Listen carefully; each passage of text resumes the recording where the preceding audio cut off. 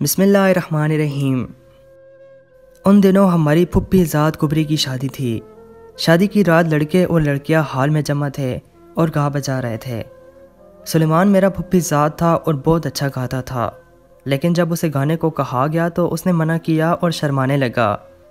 تبھی میں نے ہمت دلائی تو اس نے ایک مقبول لوک گیت کا سنایا۔ اس کی آواز بہت اچھی اور گلے میں سوز تھا۔ سب پر سحری طاری ہو گیا۔ مجھ پر تو اس کی اس آواز نے مجھ پہ ایسا اثر کیا کہ میں کھو ہی گئی۔ شادی ختم ہو گئی، سب مہمان چلے گئے، ہم بھی اپنے اپنے گھروں کو چل دیے، مگر اس بار ایک نئے سلیمان کی تصویر کو اپنے دل میں سجا کر لائی تھی۔ اب اس کا خیال ہر پل مجھے گھیرے رکھتا، نگاہیں دروازے اور کان آہٹوں پر لگے رہتے۔ مسئلہ یہ تھا کہ جس گھر جوان لڑکیاں ہو وہاں رشتہ دار لڑکے بہت کم جاتے تھے۔ حالانکہ اس کا گھر ہمارے گھر کے پاس تھا، وہ پھر بھی نہیں آتا تھا۔ ایک سال یوں ہی گزر گیا اور میں اس کی ایک جھلک بھی نہ دیکھ سکتی تھی۔ ایک روشن میں بیٹھی تھی کہ اچانک وہ آ گیا۔ بہت دیر سے بعد دیکھا تو آنکھوں نے یقین نہ کیا، بس بت سی بنی اسے دیکھتی رہی۔ چھوٹی بہن نے ہلا کر مجھے خواب سے بیدار کیا۔ جب میں ہوش میں آئی تو دل خوشی سے لبریز ہو گیا، کیونکہ عرصے بعد دل کے مالک کو دیکھا تھا۔ ماں نے اسے خوشامدید کہا، اتنے عرصے بعد کیسے آنا ہوا؟ خیر تو ہے؟ سب خیریت ہے، بس ماموں یاد آتے تھے، اس نے جواب دیا۔ اس کے ماموں میرے والد تھے۔ تبھی ماں نے ہم سے کہا، لڑکیوں اٹھو، کچن میں جاؤ، کچھ چائے وغیرہ لاؤ۔ کیا مہمان کی تواضع مطلوب نہیں ہے؟ ہم دونوں بہنیں کچن میں چلی گئیں۔ ہاں تو سلیمان کیا رشتہ بھول گئے تھے؟ شکر ہے آئے ہو۔ کیا پھپھی کی تم کو یاد نہیں آتی؟ بوا جی آپ کیسی باتیں کرتی ہیں، یہ تو میرا گھر ہے۔ ماں نے ہم کو کہا، چائے بعد میں، پہلے کھانے کا بندوبست کرو، یہاں کھانے کا ٹائم ہے۔ وہ کچن میں ہمارے پاس آ گئی اور بولی، میں سلیمان کے لیے اچھا سا سالن بناتی ہوں۔ انہوں نے بنا ہوا گوشت بنانا شروع کر دیا۔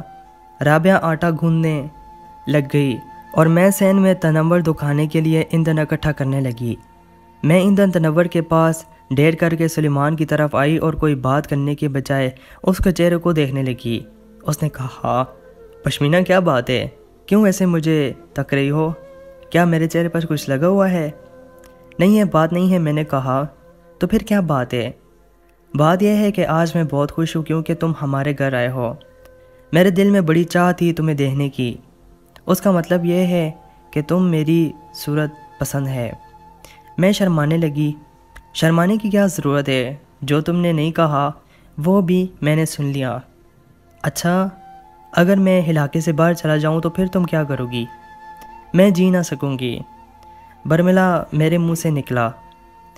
پشمینہ تم اتنی مضبوط باتیں کرتی ہو، لیکن مجھے یاد ہے کہ تمہاری منگنی بخت سنوار سے طے ہے۔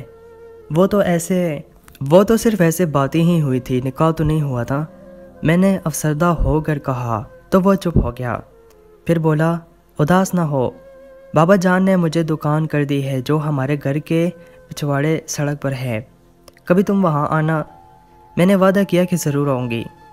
اس روز کھانا اس نے ہمارے ساتھ کھایا اور اپنی اس آمد کی یاد میرے دل میں گلاب کے پھول کی خوشبو کی مانند بسا کر چلا گیا۔ اس کے جانے کے بعد کئی دن تک خوشی میں سرشار رہی اور ایسے خوش رہنے لگی جیسے وہ ابھی تک ہمارے گھر میں موجود ہو۔ پھر وقت کے ساتھ یہ کیفیت مانند پڑ گئی اور اس کی یاد اور دیدار کی خواہش تنگ کرنے لگی۔ پل پل بے قراری نے مجھ کو اندر ہی اندر ہلاک کرنا شروع کر دیا تھا۔ جب اس درد سے نمٹنے میرے بس کی بات نہ رہی تو دل سے مجبور میں نے اماں سے کہا، مجھے کچھ چیزیں خریدنی ہیں، کیا میں رابعہ کے ساتھ سلیمان کے جنرل سٹور پر چلی جاؤں؟ ماں بولی، چلی جاؤ، مگر جلدی آ جانا۔ یوں میں اور میری بہن اس کے سٹور پر آ گئے۔ وہ ہمیں دیکھ کر خوش ہو گیا اور ہماری خاطر تواضع کے لیے اپنے سٹور کے اوپر بنے ہوئے کمرے میں لا بٹھایا۔ تھوڑی دیر ہم نے باتیں کی، اس نے ہمیں چائے پلوائی، پھر ہم واپس آ گئے۔ امی اپنی بہن کے گھر گھنٹہ بھر کو جایا کرتی تھی، حالانکہ گھر ساتھ ہی تھا۔ اس وقت رابعہ مجھے گھر سے نکال دیتی اور میں سلیمان سے ملنے چلی جاتی۔ میں وہاں تقریباً آدھا گھنٹہ یا اس سے کم بیٹھتی اور ماں کے آنے سے قبل گھر واپس آ جاتی۔ میں 2 بار ہی اس طرح گئی تھی کہ وہ واقع ہی ہو گیا۔ جس کا کبھی سوچا بھی نہ تھا۔ اور جون کے مہینے کا ایک طویل دن تھا۔ میں اور سلیمان سٹور کے اوپر والے کمرے میں بیٹھے تھے کہ کچھ لڑکے جو ہمارے محلے کے تھے آ گئے اور ہم دونوں کو پکڑوا دیا۔ ظاہر ہے ہم کوئی برائی تو نہیں کر رہے تھے، اس لیے سیڑھی کا دروازہ بھی کھلا رہا تھا۔ ہوا یہ کہ ان لڑکوں نے مجھے اوپر جاتے ہوئے دیکھا تھا۔ میں چادر لپیٹ کر آئی تھی۔ ان کو خبر نہ تھی کہ میں کس کی بیٹی ہوں۔ بہرحال ہم نے ان کو کسی نہ کسی طرح یقین دلا دیا کہ ہم یہاں بری نیت سے نہیں بیٹھے تھے۔ کوئی اہم بات کرنی تھی جو دکان میں کھڑے رہ کر نہیں ہو سکتی تھی۔ اس وقت تو یہ لڑکے چلے گئے اور میں بھی کامتی کامتی گھر پہنچ گئی۔ میں اس روز بدنامی سے بال بال بچی، لیکن دل تو مٹھی میں آ گیا تھا۔ رابعہ نے میری حالت دیکھی تو سمجھ گئی کہ میرے ساتھ کوئی حادثہ ہوا ہے۔ وہ قسم دینے لگی کہ سچ بتاؤ کیا ہوا ہے۔ تب میں نے بڑی مشکل سے بتایا کہ میں کیسے مرتے مرتے بچی ہوں۔ اگر وہ لڑکے ہمارا جلوس نکال دیتے تو نہ جانے کیا ہوتا۔ اب کبھی ایسے مت جانا۔ رابعہ نے مجھ کو ہدایت کی اور فوراً وضو کر کے شکرانے کے نفل ادا کرنے لگی کہ آج ہمارا گھرانہ ایک بڑی قیامت سے بچ گیا تھا۔ میں تو بچ گئی مگر لڑکوں نے سلیمان کو نہ بخشا۔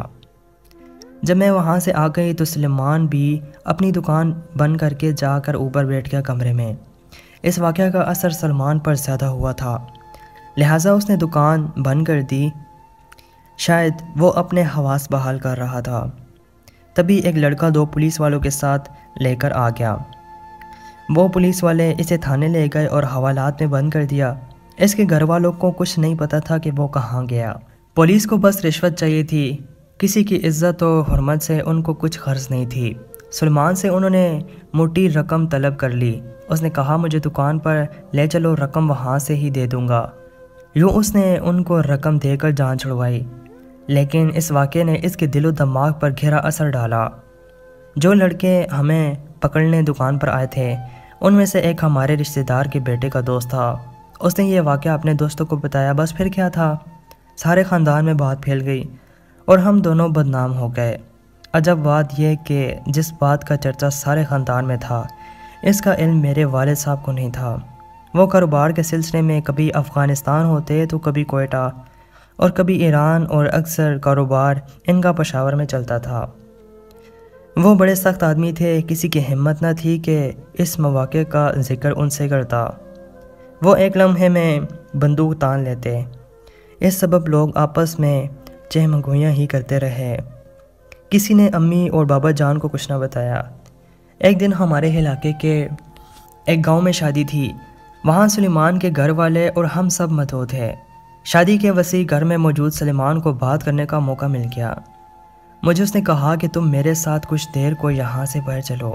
میں نے کہا کہ کسی کو پتہ چل گیا تو کیا ہوگا؟ کہنے لگا مجھے تم سے ضروری بات کرنی ہے، دوبارہ موقع نہیں ملے گا۔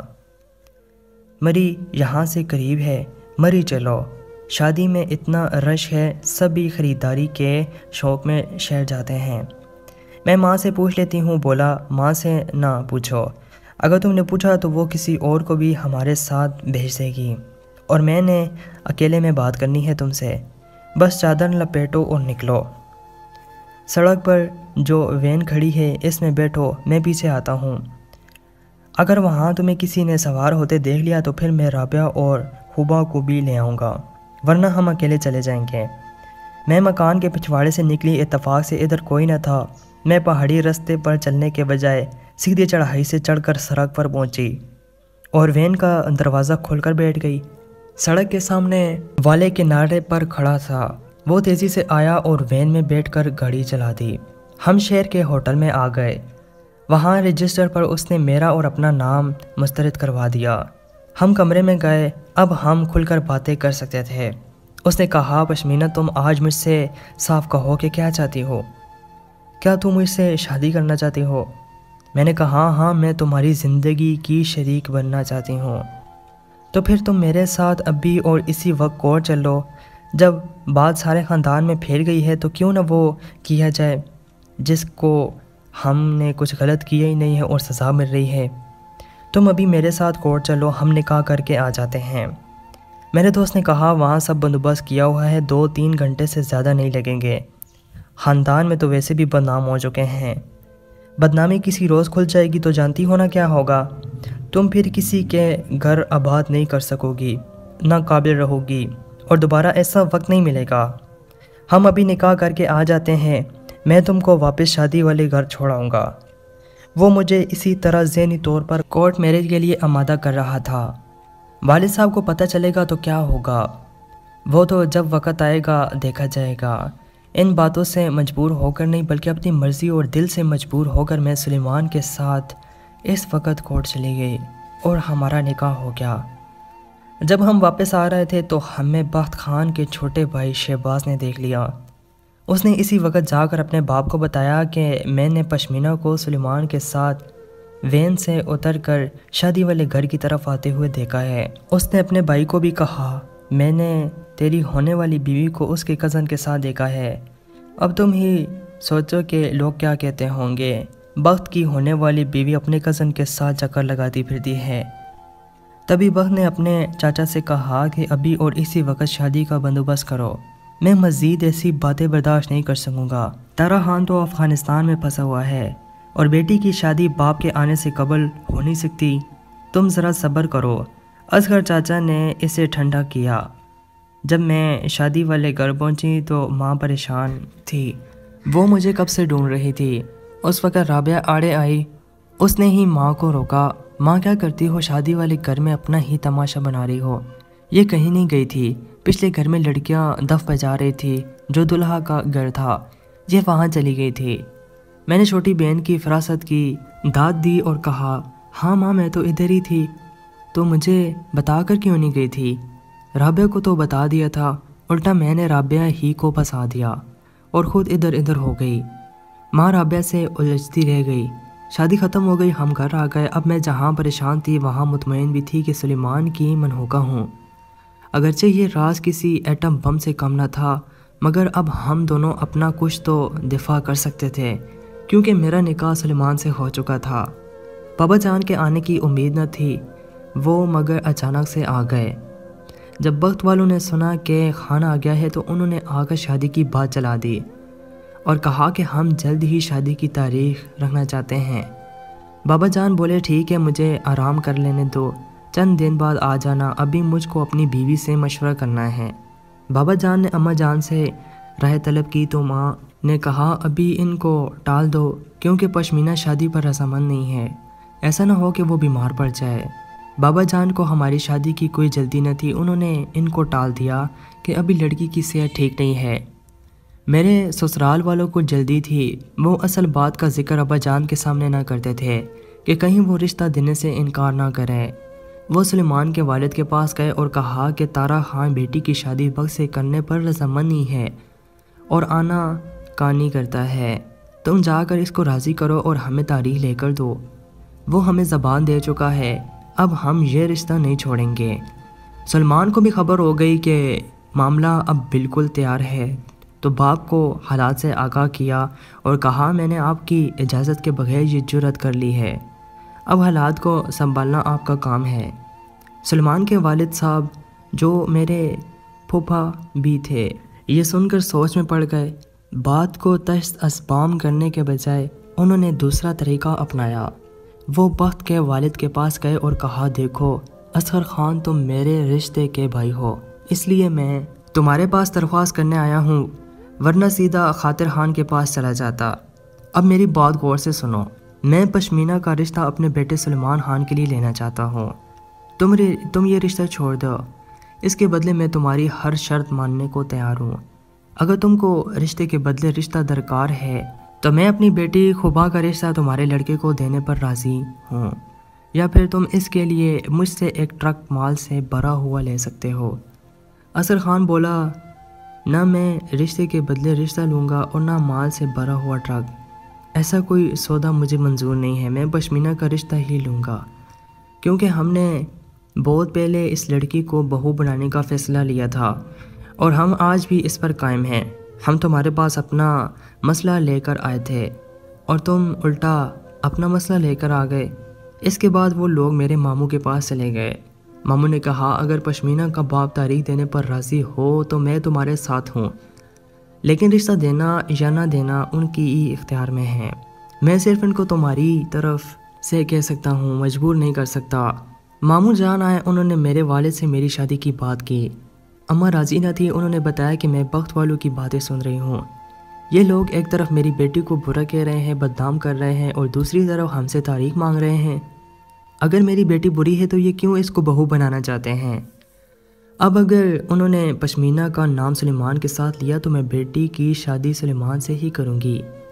لیکن والد صاحب نے ماموں کی بات مان لی اور میری شادی کی تاریخ بخت سنوار خان کے لیے دے دی، کیونکہ وہ زبان دے چکے تھے۔ شادی کی تاریخ طے ہو گئی۔ اس دن میں خالہ کے گھر میں تھی۔ مجھے بالکل خبر نہ تھی کہ یہ معاملہ طے ہو گیا ہے۔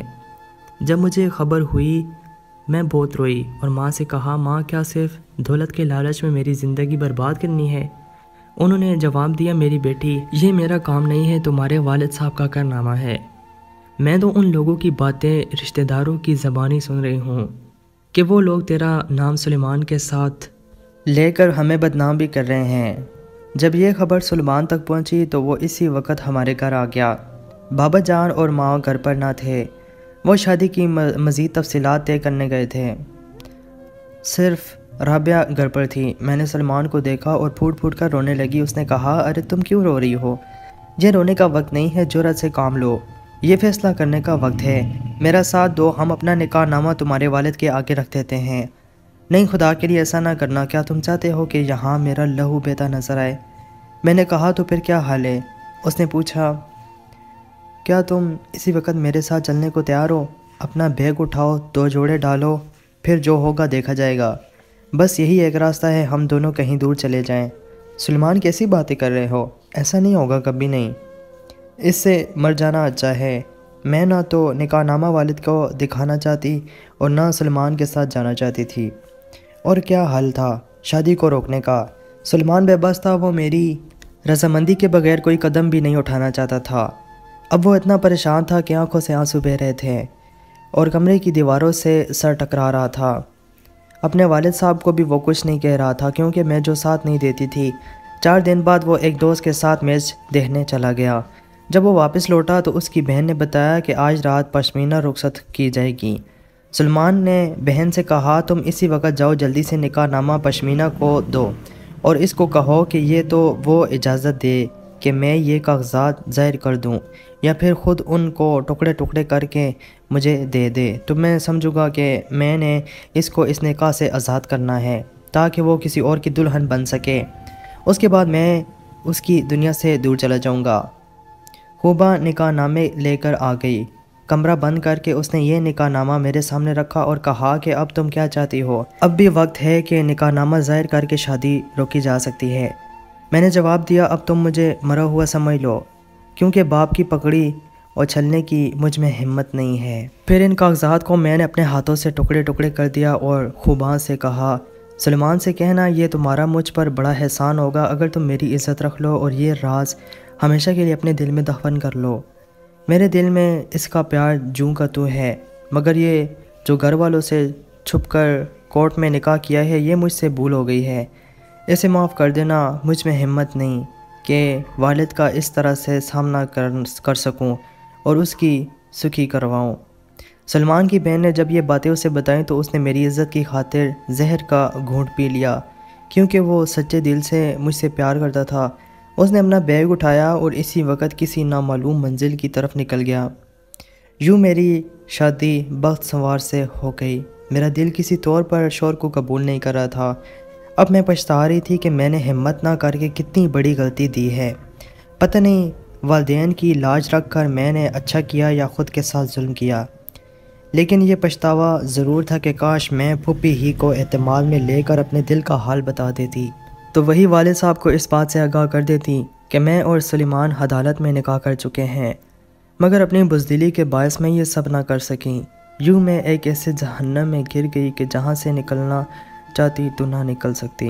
مجھے بعد میں پتہ چلا کہ والد صاحب خود بھی میری شادی بخت سنوار سے نہیں کرنا چاہتے تھے، مگر سوچتے تھے کہ یہ طے شدہ رشتہ بھی چھوڑوں تو کہیں میری بیٹی دوسرے مناسب رشتے کے انتظار میں نہ بیٹھی رہ جائے۔ اگر پھوپھی والوں کی طرف سے پیش رفت ہوتی تو وہ یقیناً میرے لیے سلمان کو ہی ترجیح دیتے۔ سلمان تو ایسا گھر سے غائب ہوا کہ پھر نہ آیا۔ آج بھی پھوپھی مجھے بد دعائیں دیتی ہے کہ اس لڑکی کی وجہ سے میرا بیٹا گھر سے چلا گیا اور ہم سے جدا ہو کر در بدر ہو گیا۔ یہ تو شادی رچا کر گھر آباد کی بیٹی ہے، ان کو کیا خبر کہ محض شادی سے سبھی گھر آباد نہیں ہوتے جب تک کہ دل آباد نہ ہو۔ دوستوں، مزید سچی کہانیاں سننے کے لیے محمد اسماعیل وائس چینل کو ضرور سبسکرائب کریں اور ساتھ میں دیے گئے بیل پر کلک کریں۔